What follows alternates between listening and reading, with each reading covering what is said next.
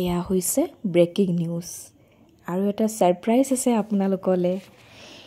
এয়া হৈছে মোৰ ভাইটি মানে সৰু দেৱৰজন আৰু লগতে আছে মোৰ মানুহজন। একদম ফিটাই গৈছে আৰু লগত মই আৰু আগফালে ভাইটিৰ লগত বহিছে শহুৰ দেউতা। মাজতে আমি আৰু এনেকৈ কথা পাতি গৈ আছোঁ পিছফালে বহি, ফুল এনজয়। তেওঁ হেনো মোক পইচাৰ কথা কৈ আছে, পইচাৰ হিচাপ লৈ আছে। মাজতে আকৌ মোৰ হাতখনো দেখুৱাই দিলোঁ যে কেনেকুৱা লাগিছে চোৱাচোন জেতুকা লোৱা হাতখন। তেওঁ ক'লে বহুত বেয়া লাগিছে। এতিয়া আমি এনেকৈ ভাইটিয়ে গাড়ী চলাই গৈ আছে আৰু আমি এইখিনি চাগে বৰাগাঁও পাৰ হ'লোঁ নেকি, ভালকৈ মই ধৰিব পৰা নাই। আৰু মাজে মাজে আমি ইনষ্টাগ্ৰামত এনেকৈ সৰু সৰু এনজয়বিলাক কৰি গৈ আছোঁ। আহি আহি আমি পালোঁ 6 মাইল। 6 মাইলত থকা এয়া শ্ব'ৰুমটো, গাড়ীৰ শ্ব'ৰুম। মানে আপোনালোকে চাগে শ্ব'ৰুমটো দেখা পাই ভাবিছে যে আমি গাড়ীৰ কাৰণে আহিছোঁ।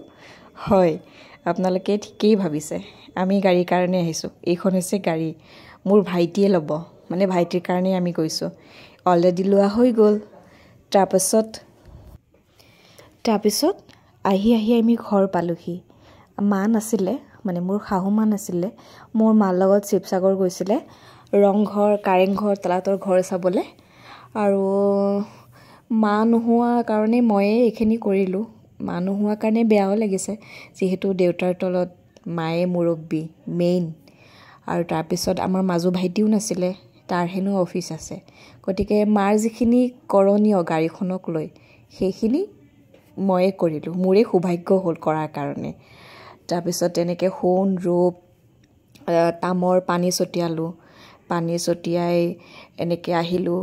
আহি পেলাই ভাইটিয়ে ক'লে যে বৌ এইখন মই উঠাই দিওঁ, আপুনি ইয়াতো অকণমানিকৈ মানে অলপকৈ পানী অকণমান ছটিয়াই দিয়ক, এনেকৈ ক'লে। তো ময়ো আৰু অকণমান এনেকৈ ছটিয়াই দিলোঁ পানী।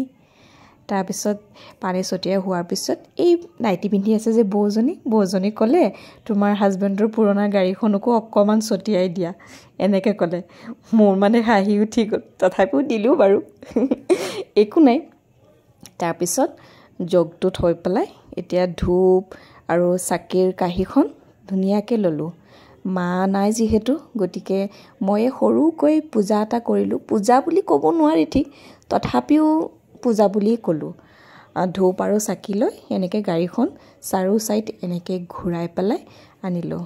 এই বৌহঁতক দেখিছেই নহয়, ঘৰত আছে যে, সেইকাৰণে মানে একদম নাইটি পিন্ধি আছে। এইটো ভতিজা আৰু মাজতে এজন দাদা গৈছে। তাৰপিছত এনেকৈ আহিলোঁ, থালখন থলোঁ, থৈ পেলাই আৰু এওঁক ক'লোঁ বোলে গামোচা এখন বান্ধি দিয়া, মায়ে বৈ দিয়া গামোচাখন। এওঁক ধুনীয়াকৈ ক'লোঁ তুমি নতুন গাড়ীখনত গামোচাখন বান্ধি দিয়া। আৰু মই ধুনীয়াকৈ এওঁৰ ওচৰতে থিয় হ'লোঁ। লগতে পাছিং শ্বট দি আছে ধনদা আৰু দেউতাৰ পেটটো চাওকচোন, মানুহটোতকৈ পেটটোহে ওলাইছে। নাহাঁহিব আকৌ দেই আপোনালোকে। তাৰপিছত এনেকৈ গামোচাখন বান্ধি আহিলোঁ। আহি পেলাই এইটো আমাৰ লাষ্ট ফটো। ভাল লাগিছে লাইক কৰিব, কমেণ্ট কৰিব আৰু ছাবস্ক্ৰাইব কৰিব। Bye bye.